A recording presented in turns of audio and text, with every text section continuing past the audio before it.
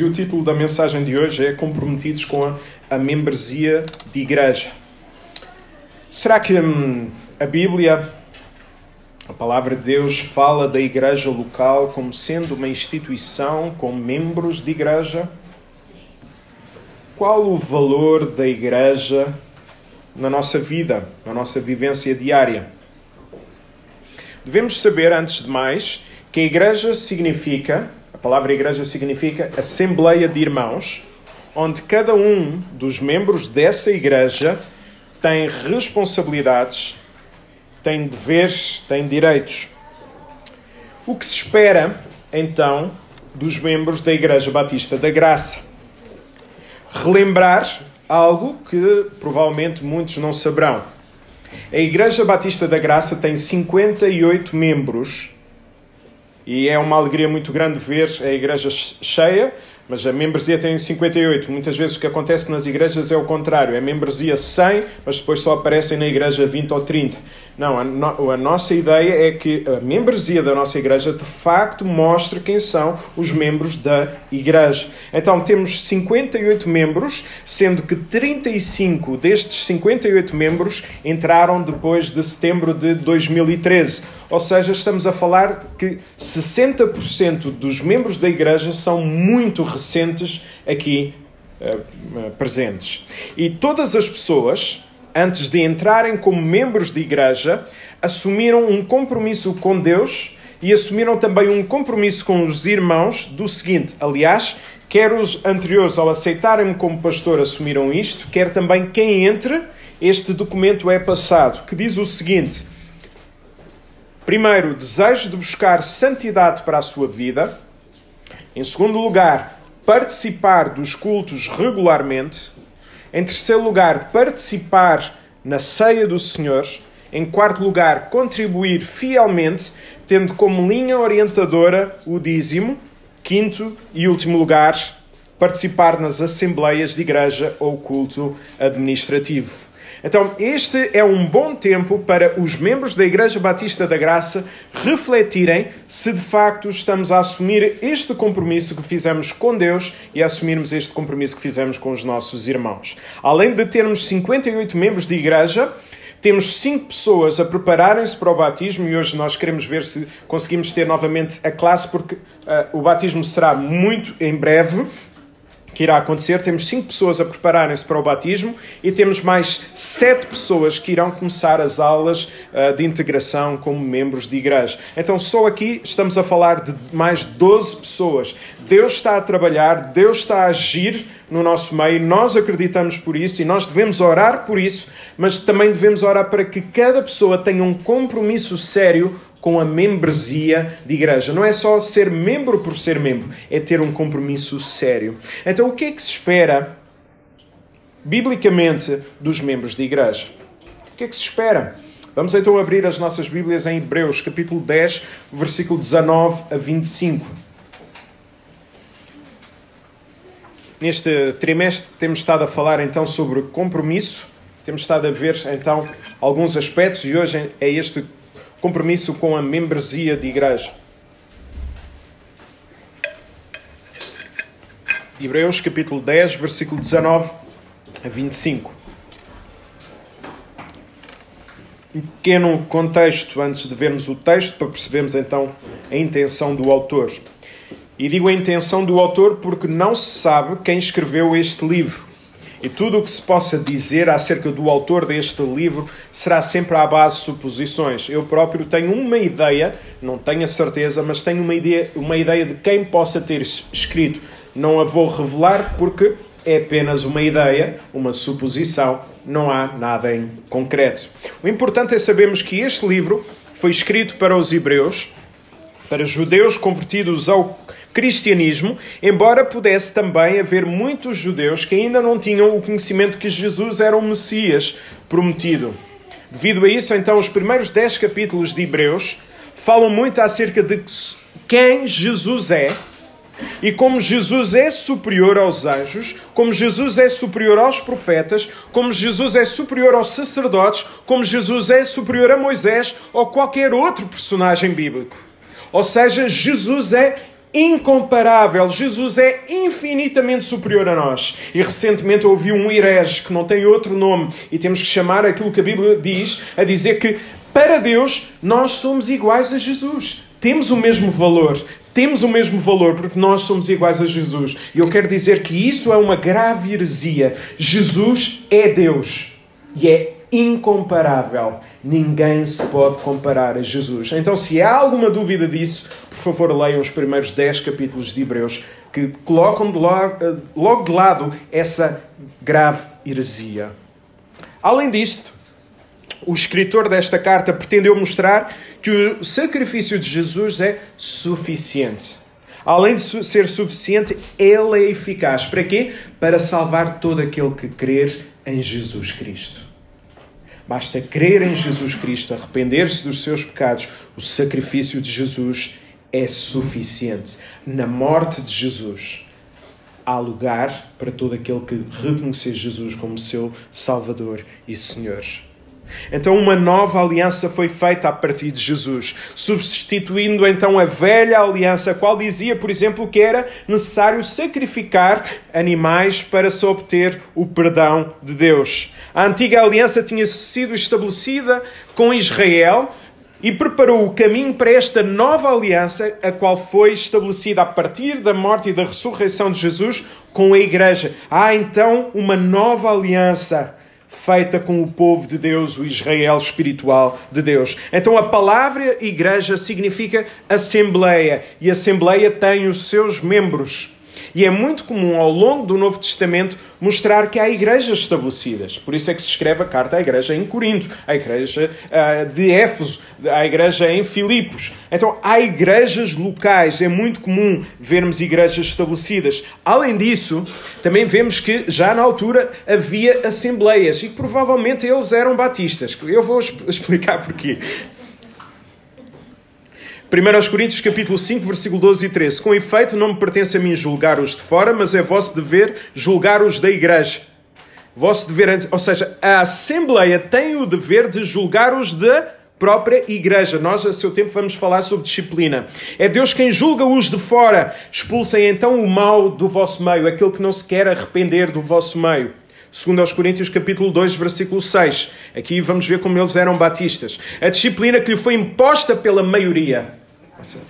Os batistas nunca concordam em tudo, não é? Pela maioria. Então, estou a brincar. A disciplina que lhe foi imposta pela maioria foi suficiente. Então, há uma decisão, há uma votação, há uma membresia aqui presente na igreja de Corinto. É a assembleia de igreja que toma decisões acerca da disciplina. Quando alguém diz, há igreja, não há igrejas, reunimos aqui. Isso não tem nada de bíblico. Há igrejas estabelecidas. De facto, no Novo Testamento as pessoas encontravam-se nos lares. Porquê? Porque a igreja era perseguida. E encontravam-se nos lares. Porque a igreja, de facto, não são as quatro paredes. Mas havia uma igreja estabelecida. Havia uma assembleia de igreja no qual votavam para isso. Então, o conceito de membresia é algo que o Novo Testamento mostra como fruto desta nova aliança. E o que é que se espera desta membresia? Como é que a membresia da igreja deve resplandecer o que Cristo fez na cruz? Através de 3 aspectos que nós vamos ver então nos versículos de hoje. Através da fé, através da esperança e através do amor. Sempre estes 3 aspectos. Fé, a esperança e o amor. Vamos ver isso? Então, Hebreus capítulo 10, versículo 19. Tendo, pois, irmãos, intrepidez, a palavra significa ousadia, sem medo, para entrar no Santo dos Santos pelo sangue de Jesus. Então, tenham ousadia, não tenham medo de entrar no Santo dos Santos pelo sangue de Jesus. Na velha aliança, se o povo queria estar mais perto de Deus, tinha que ir ao tabernáculo. E no tabernáculo havia um espaço inacessível às pessoas, com a exceção do sumo sacerdote, que podia entrar uma vez por ano no tal espaço no Santo dos Santos para oferecer os sacrifícios de expiação ou remissão do pecado pelo povo. Este espaço era chamado então Santo dos Santos e estava separado através de um véu. Imaginem, meus irmãos, estas instalações, e havia aqui um véu. Por acaso não era mau só para tapar aquela parede dourada, mas pronto, isso é outro assunto. Mas havia aqui um véu que separava e que só uma vez por ano o sumo sacerdote podia lá entrar para fazer a expiação dos pecados do povo.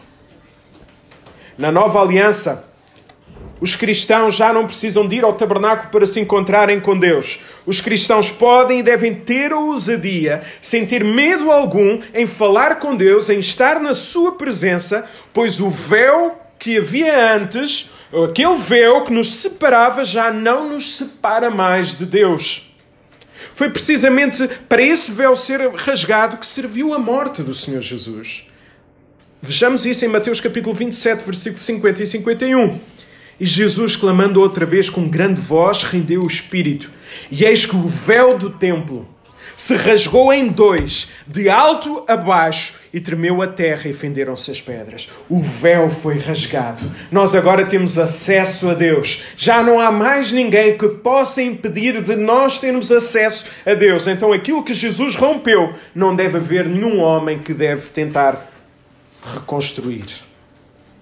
Por o véu ter sido rasgado, é esperado então que os membros da igreja sejam pessoas tementes a Deus, que tenham um relacionamento com o próprio Deus e que sirvam o nosso bom Deus, pois já não há mais nada e nem ninguém que possa separar de Deus. Por isso é que a Bíblia diz que os cristãos são sacerdotes. Já não há mais o sumo sacerdote.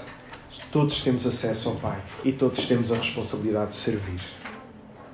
E vamos ver essa bênção, ou esta certeza, no versículo a seguir. Versículo 20.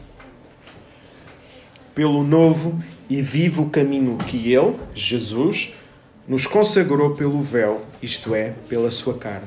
Então Jesus, reparem, pelo novo e vivo caminho, Jesus mostrou-nos o caminho. E além de mostrar-nos o caminho, Jesus é o caminho. E além de Jesus ser o caminho, Jesus acompanha-nos no caminho. Foi o próprio Jesus que disse isso em João capítulo 14, versículo 6. Disse Jesus, eu sou o quê?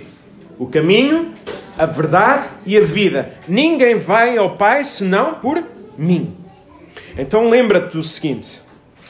Por mais dura que seja a vida, por maior que seja a tua queda, devemos saber que os filhos de Deus têm sempre acesso ao próprio Deus por causa do sacrifício de Jesus. Não há nenhum pecado.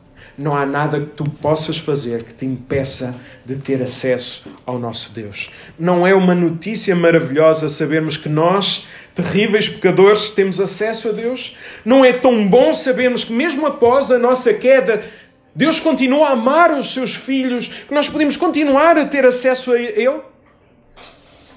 O diabo quer mostrar-nos constantemente que nós não merecemos e que Deus já não quer nada connosco. E de facto, nós não merecemos nada. Mas Jesus morreu no nosso lugar.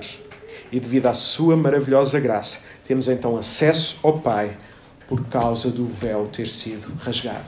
Esta é a nova aliança. Este é o novo caminho. Por outro lado, apesar desta certeza que Jesus acompanha-nos, que Jesus está connosco, quero também dizer o seguinte. Já o disse algumas vezes aqui na Graça e repito. Antigamente havia a teologia da prosperidade. A teologia da prosperidade está a ser posta de parte porque os únicos que enriqueciam com a teologia da prosperidade eram os líderes da igreja e o povo cada vez mais pobre. E hoje em dia há a teologia do coaching, a teologia motivacional, em que as pessoas saem e vão ser vencedoras e o caminho, tu não tens problemas, tu tens dificuldades que vão ser ultrapassadas e tu vais conseguir, tens de ter fé e tal, é tudo motivacional, tudo sempre a injetar, injetar, injetar. Mas eu quero te dizer o seguinte, à luz daquilo que eu vejo na Bíblia, não confundas caminho com destino, porque o teu caminho pode ser duro. Nós teremos aflições, mas o teu destino está seguro. Por causa de Jesus Cristo. O teu caminho pode ser duro. E de facto é muito duro e eu não percebo nada disso, da teologia do coaching, o que fazem às pessoas e as falsas promessas. Sim, nós vamos ter dificuldades, sim, nós vamos ter problemas que colocam quase até a nossa fé em causa, ou põem até a nossa fé em causa.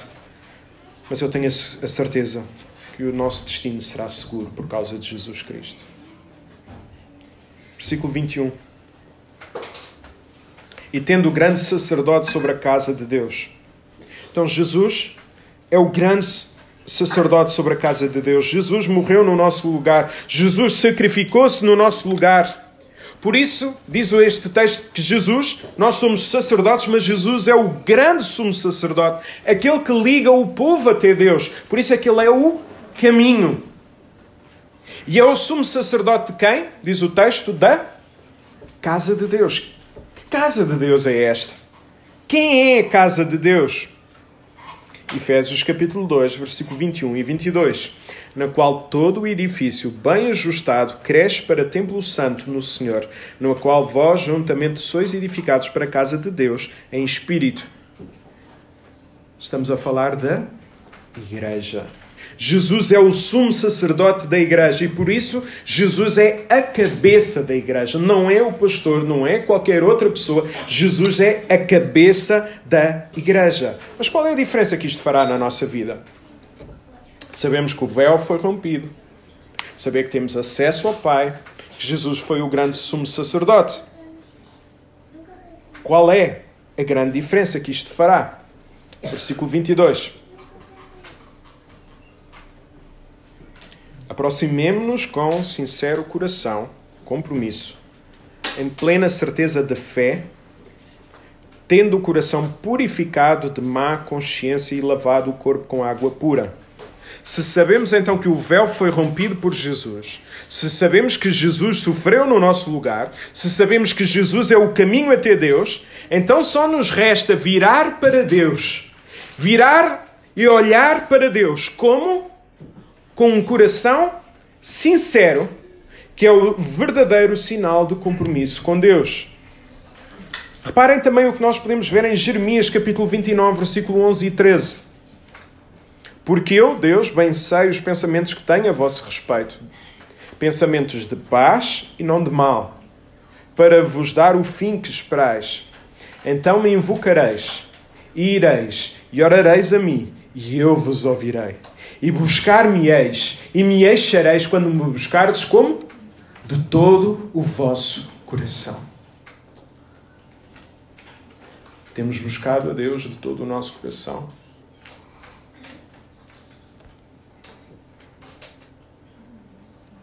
Temos invocado ao Senhor de todo o nosso coração. Ou assumimos então um compromisso com a membresia, assumimos diante de Deus e de toda a igreja que iremos lutar com todas as nossas forças para buscar a presença de Deus na nossa vida, através do louvor, através da oração, através da leitura da palavra, num caminho de santificação, de sermos cada vez mais como Cristo.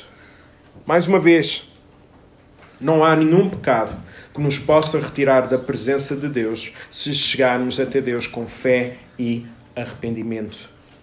O sangue de Cristo é muito mais poderoso do que tudo o que tu possas imaginar, ao ponto de, tal como diz o texto, de purificar os nossos corações. Perdoa e purifica. Essa verdade também que encontramos em 1 João capítulo 1, versículo 9. Se confessarmos os nossos pecados, Ele é fiel e justo para nos perdoar e purificar de toda a injustiça. Para isto acontecer, tal como diz o versículo, nós precisamos de ter o quê? Fé em Jesus. Temos nós fé no sacrifício de Jesus? Temos nós fé que vale a pena aproximar-nos de Deus? Porque se nós tivermos fé, nós vamos ter também o quê? Esperança. Reparemos, versículo 23. Guardemos firme a confissão da esperança, sem vacilar, isto é, sem ser abalado, pois quem fez a promessa é fiel. A expressão guardemos firmes implica agir de acordo com aquilo que nós acreditamos, fé. Então, quando o autor diz guardemos firmes, a ideia é vivam de acordo com a fé. Este é um sério alerta para cada um de nós. Tiago capítulo 1, versículo 22. Porque ponham a palavra de Deus em prática e não se contentem somente em ouvi-la. porque desse modo estão a enganar-se a si mesmos. Se nós saímos daqui apenas para ouvir a palavra e dizer, ai, o canto, ai, a pregação, e depois nada acontecer na nossa vida, nós estamos a enganar a nós mesmos. Devemos ter a ousadia de dizer ao Senhor, Senhor, transforma o nosso coração, transforma a nossa mente, eu quero fazer mudanças na minha vida. Por isso mesmo é esperado que cada membro de igreja coloque em prática tudo aquilo que tem ouvido, tendo também a esperança que Cristo irá realizar as promessas que Ele fez à igreja. E que Cristo é fiel a tudo aquilo que prometeu. E que promessas são essas que devemos acreditar e viver de acordo com elas? Hebreus capítulo 13, versículo 5. Não permitam que a paixão do dinheiro vos domine. Contentem-se com o que têm, porque o próprio Deus nos prometeu o quê? Nunca te deixarei, nem nunca te abandonarei. Se temos então fé, vivamos com a esperança que Deus nunca nos irá deixar, nem nunca nos irá abandonar. O único Filho de Deus que foi abandonado foi Jesus Cristo, para que os outros filhos de Deus nunca fossem abandonados. Vimos isso recentemente. Deus é o único que nos aceita e que nos ama até ao fim, dando-nos então um futuro de paz, mesmo sabendo quem somos, quem fomos, incluindo até os momentos mais sombrios, mais tristes, mais pecaminosos na nossa vida. E eu não sei explicar isto. Não sei explicar porque é que Deus me ama. Os irmãos se calhar gostam de mim, alguns gostam de mim porque não conhecem o meu passado. Não é? Alguns conhecem mais o meu passado, se calhar têm mais dificuldades em... Agora, a minha vida mesmo só eu conheço. E eu não sei explicar como é que Deus me ama. É graça. Graça sobre graça. Por isso é que a Bíblia diz que Deus atraiu-nos até si com cordas de amor.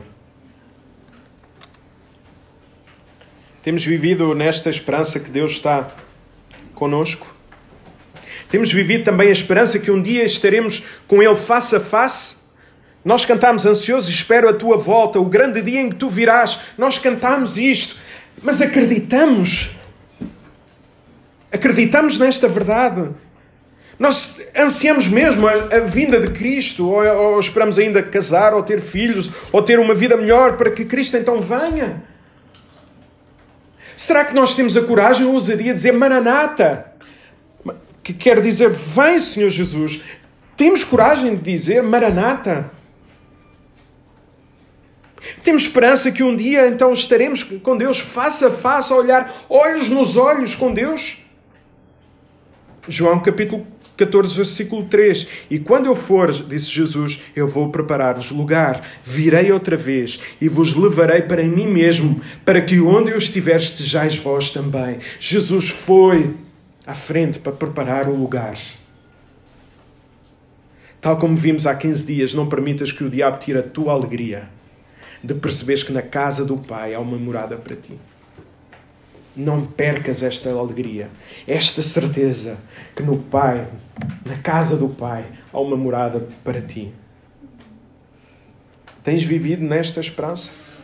Deus é fiel e tudo o que Ele prometeu, Ele irá cumprir. É uma bênção conseguimos viver nesta certeza. E ao sermos comprometidos com a membresia da igreja, estamos a afirmar desta forma a nossa fé. Estamos então a afirmar também a nossa esperança que Cristo irá voltar, mas também estamos a afirmar o nosso amor uns para com os outros. Vamos ver isso. Versículo 24.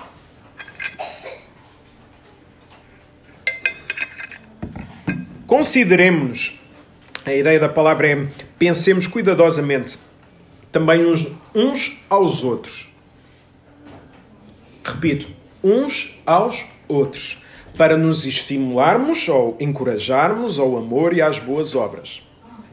Os cristãos a quem o autor estava a escrever estavam a passar por perseguição.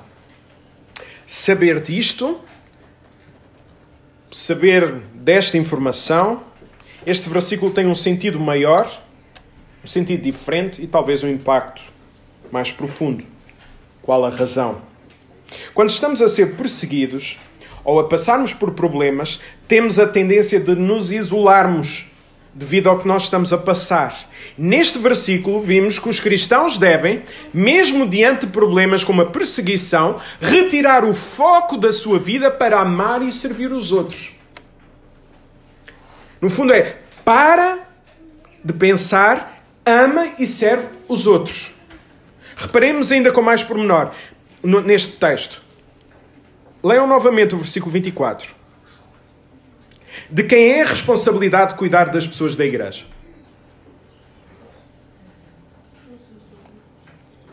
É da igreja. São os próprios membros da igreja. O que é que isso significa? Que os membros da igreja têm a responsabilidade de cuidar uns dos outros. Reparem no texto, uns aos outros. Eu cuido, não à espera que me cuidem de mim, mas eu o cuido. E o outro vai pensar a mesma coisa. Vai cuidar também de mim. Então, é uns aos outros, encorajando-nos mutuamente ao amor e à prática das boas obras. Então, quando pensamos em igreja, nós não devemos pensar qual é o local, qual é a igreja onde eu vou ser mais amado. Qual é a igreja onde eu me vou sentir melhor. Devemos pensar antes onde é que a palavra está a ser pregada e onde é que eu quero amar e servir as pessoas. Porque senão a tónica passa a ser a nossa vida. Se eu procurar a igreja, qual é a igreja que cuida melhor de mim, eu passo a ser o centro de tudo. Eu passo quase até a ser o centro da adoração da igreja. A mente trai-nos quando dizemos não sinto o amor e o cuidado das pessoas da igreja. À luz do texto de hoje, é um ponto de partida errado. Pois rapidamente, então, estamos a tornar o foco, o ministério da igreja. Eu, em vez de pensarmos em quem é que eu estou a amar e a servir. Se alguém disser então algo como não sinto o cuidado de ninguém comigo, nós devemos responder, desculpa, tu tens cuidado de quem? Uns aos outros. Antes de pensar se estás a ser cuidado, pensa se estás a cuidar de alguém. A nossa mentalidade deve ser de servo e não de consumista, pois a igreja deve ter a mesma mentalidade que o próprio Senhor Jesus, que Ele veio não para ser servido, mas para servir. Mateus 20, 28. E se tivermos então dificuldade em amar as pessoas, e amar até aquelas que temos mais ou menos afinidade, e temos que admitir que há pessoas que nós temos dificuldade em amar, precisamos olhar então para os versículos anteriores e perceber onde está a nossa fé e onde está a nossa esperança. Devemos ter até a ousadia de dizer que só há pessoas, e eu admito, que só há pessoas que nós conseguimos amar devido ao nosso entendimento do Evangelho. De outra forma, como é que nós íamos conseguir amar os nossos inimigos?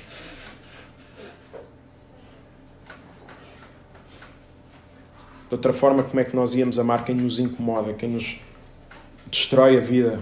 Como a própria Bíblia diz que há pessoas que durante a noite estão a maquinar o mal que vão fazer aos outros. Há pessoas que só conseguimos amar devido ao nosso entendimento do Evangelho, que é fácil, não é? Então, se algo está a criar apatia e indiferença com o teu irmão em Cristo, pensa muito bem as tuas convicções. Um cristão não precisa de injeções de autoestima. Não precisamos de injeções de autoestima. Nós não precisamos de ser motivados constantemente a servir e a amar as pessoas. Sabem a razão? Sabem porque é que nós não precisamos de cristãos de injeções de autoestima ou injeções motivacionais? O coaching tem o seu lugar próprio, mas não dentro da igreja. Sabem porque é que nós não precisamos disso? 1 João capítulo 4, versículo 19 a 21. A palavra de Deus é viva e eficaz. Ela tem resposta. Nós amamos porque Deus nos amou primeiro. Se alguém diz que ama a Deus, mas tem ódio ao seu irmão, é um mentiroso. Aquele que não ama o seu irmão a quem vê, como pode amar a Deus a quem não vê? O mandamento que Jesus nos deixou é este: aquele que ama a Deus deve também amar o seu irmão.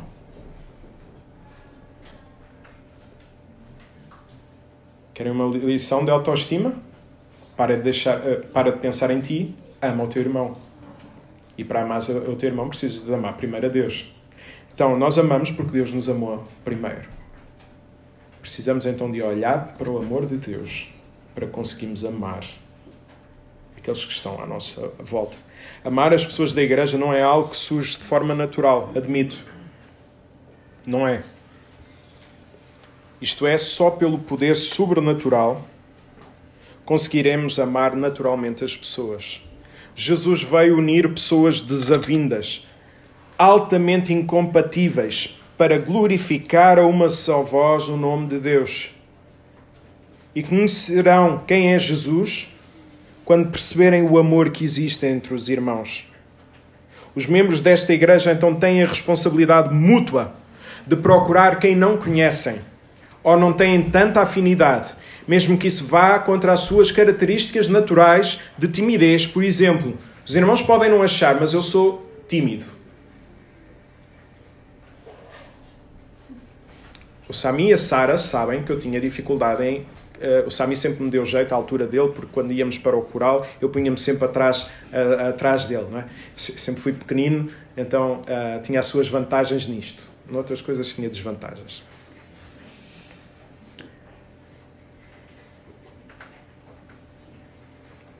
Mas eu tenho que deixar a minha timidez de lado.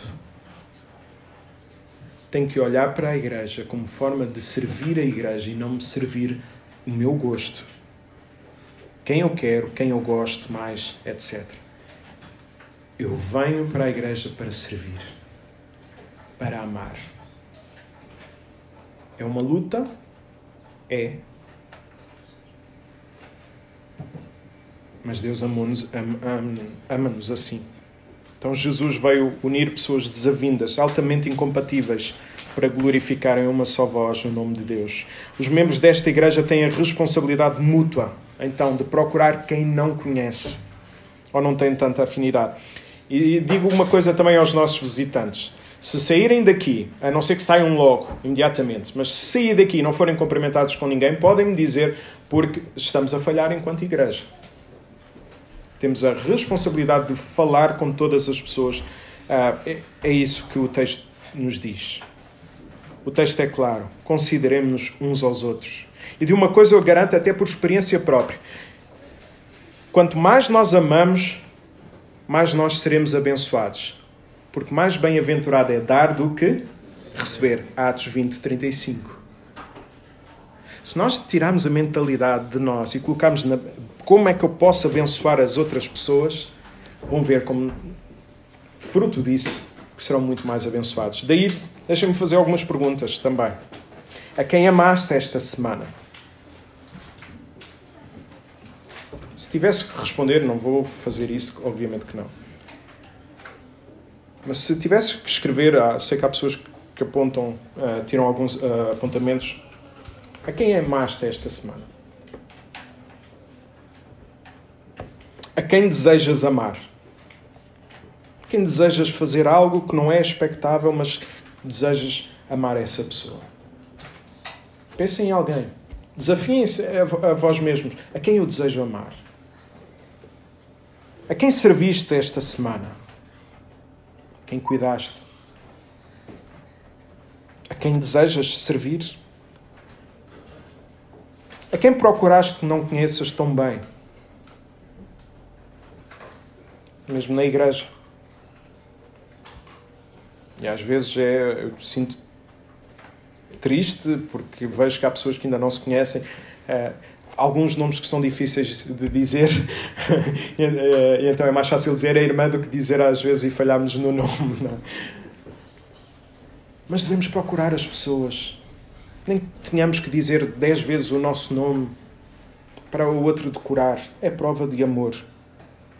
Então, a quem procuraste não conheças tão bem? A quem desejas procurar? Deixa-me dizer isto ainda de uma forma mais clara. A mudança na igreja não começa nos outros.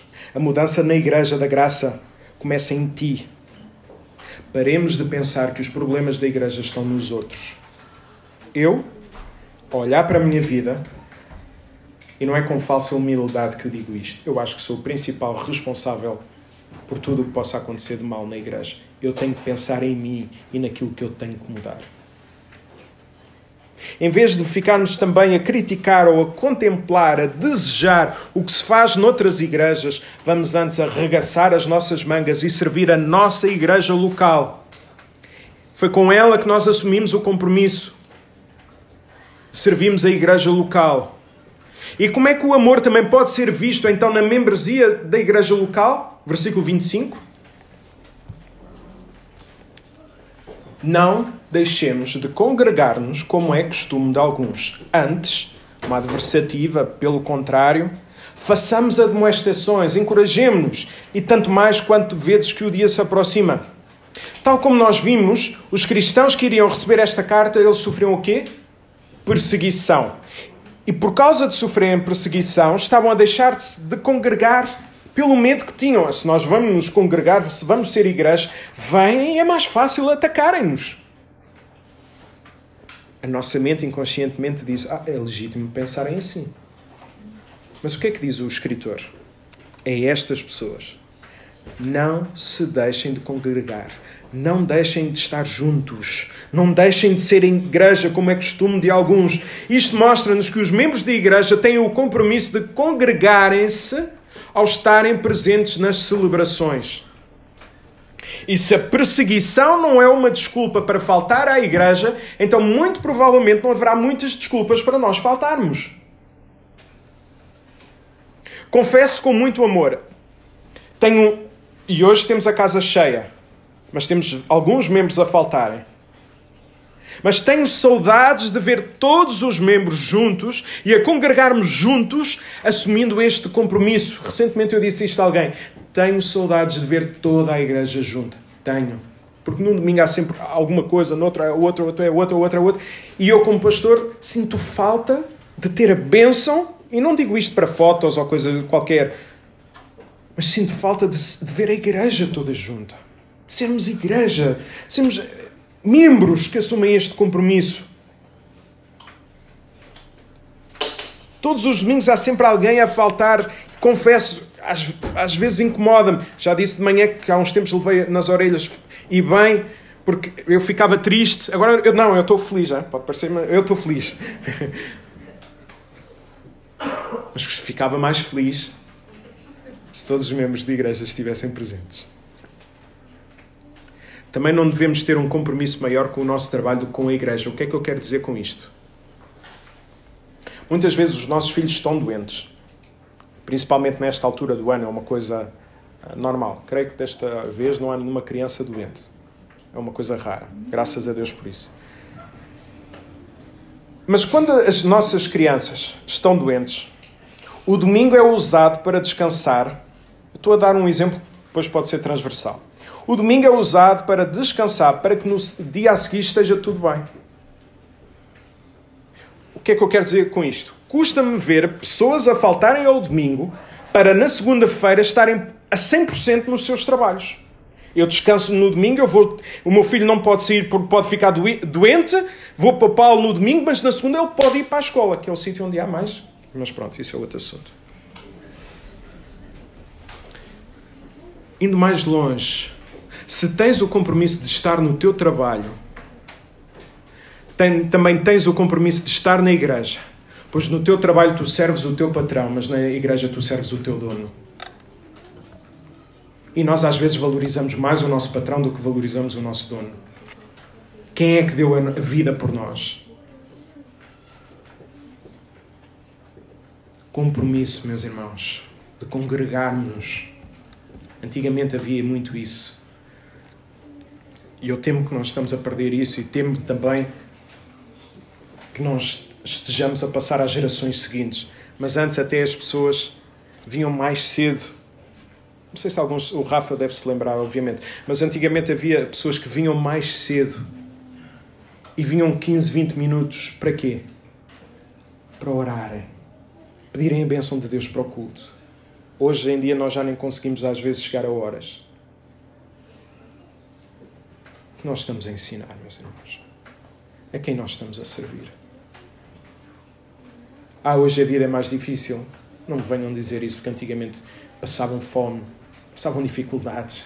Não tinham carros, não tinham as estradas que nós temos hoje.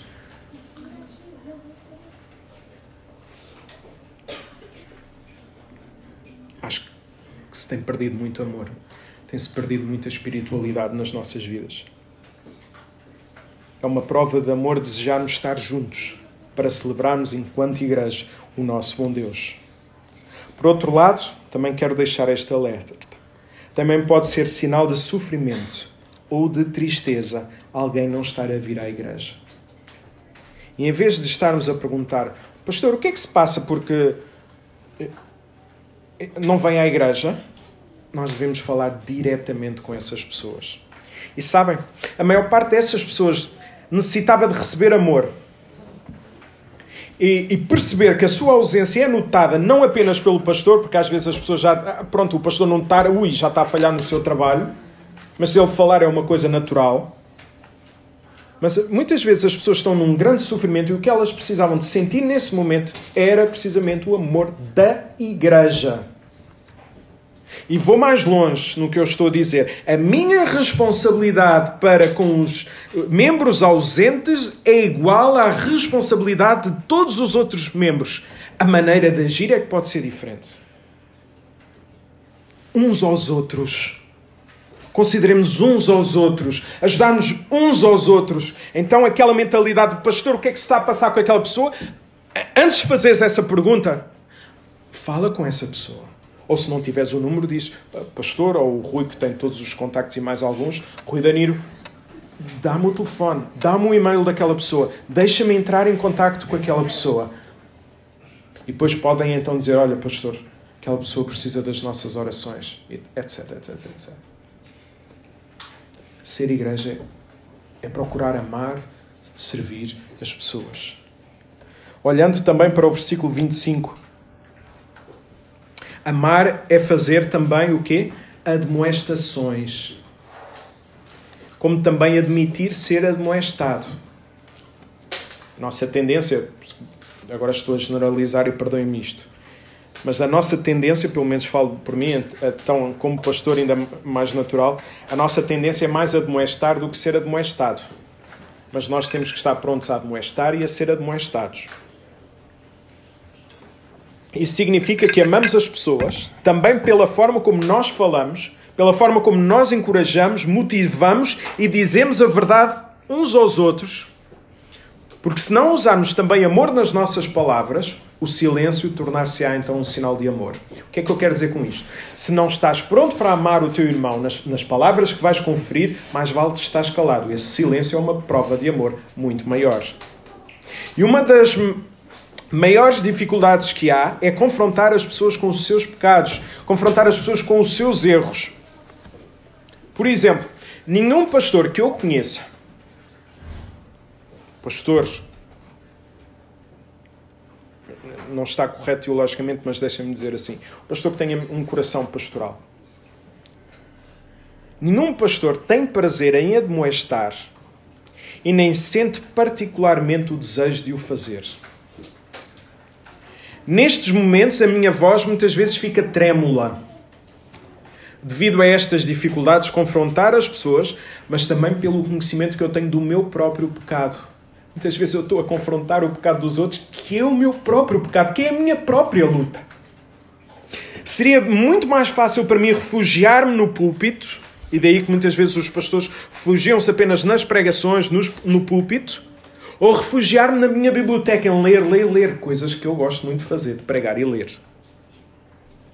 Contudo, eu sou chamado a estar ao vosso lado e vocês ao meu lado e a falar a verdade em amor. Mas para isto preciso amar muito a Cristo, para colocar em causa, eu admito, meus irmãos, que muitas vezes eu coloco em causa a permanência de alguém na igreja para dizer as verdades em amor que essa pessoa está a precisar de ouvir.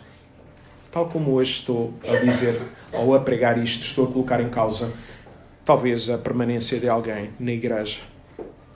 Por outro lado, tenho sentido que aqueles que temem a Deus, quando percebem que esta verdade está a ser dita em amor e para o seu próprio bem, tendem a ouvir, a mudar e a pedir ajuda. Não devemos então esquecer que ser igreja é estarmos a afirmar que somos lutadores, que precisamos uns dos outros para fazermos juntos esta caminhada dura no poder do Espírito Santo. Confesso publicamente, meus irmãos, não teria coragem de viver a minha vida sem pertencer, sem fazer parte de uma igreja bíblica. É por isso que os membros desta igreja devem saber que não são os eventos, não são os convívios que nos devem ou irão ligar-nos uns aos outros. Desculpem a expressão, isso é fantochada da barata. O que é que eu quero dizer com isto? Aquilo que nos une uns aos outros é a palavra de Deus. É o Evangelho, é o poder sobrenatural a transformar aquilo que é natural em nós. É começar a ver as pessoas a orarem umas com as outras. É começar a ver as pessoas a servirem umas às outras. A chorar, bem-aventurados aqueles que se alegram, aqueles que choram uns com os outros. A ler a Bíblia em conjunto e a falar abertamente das suas lutas e dos seus pecados. Não dá fotos, não aparece nas redes sociais, mas isto é ser igreja. Onde procuramos as pessoas, oramos por elas, servimos, antecipamos. Se alguém está a passar por um problema, eu sei, eu não vou dizer o que é que tu precisas. Se precisares de alguma coisa, diz. Não. Se eu sei que aquela pessoa está a passar por uma dificuldade, o que é que eu faço? Vou lá e ajudo. Eu já sei o que é que ela vai precisar. Antecipar é ser igreja, é servir-nos uns aos outros. É ler a Bíblia em conjunto e a falar abertamente das nossas lutas e pecados. Até hoje não conheci ninguém a viver a sua fé sem ajuda, sem apoio de uma igreja bíblica. Tenho muitas expectativas no que Deus pode fazer nas nossas vidas e na vida da Igreja da Graça. Que cada membro da igreja, que cada futuro membro da igreja possa então assumir o compromisso sério com a membresia, onde reina a fé, onde reina a esperança e onde reina o amor. Este, meus irmãos, é o meu sincero desejo enquanto pastor. E é nesta linha que eu vou pastorear-vos. Vamos orar a palavra?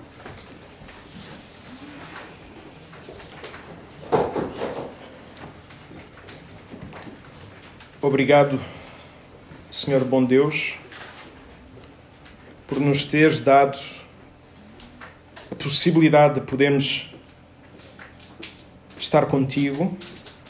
Ajuda-nos a termos a ousadia, a não termos medo de falar contigo, independentemente daquilo que nós fizemos. E fazemos isso por causa daquilo que Cristo fez, por causa desta nova aliança que foi estabelecida com a Igreja. Obrigado por Cristo, por Ele ser o sumo sacerdote, por ser a cabeça da Igreja. Ajuda-nos também, enquanto membros de Igreja, a abençoarmos aqueles que estão ao nosso lado, a considerarmos uns aos outros, a estimularmos uns aos outros também às boas obras, Pai. Ajuda-nos também a assumirmos o compromisso de estarmos presentes na Igreja e a não abandonarmos como é costume de alguns. Antes, Senhor, ajuda-nos a estar presentes para podermos então encorajar-nos mutuamente, pois precisamos uns dos outros, porque a caminhada é difícil, Senhor. Então que cada membro desta igreja, que cada futuro membro desta igreja possa viver sempre com base nesta fé, nesta esperança e neste amor. E é no nome de Jesus que nós oramos. Amém, Senhor.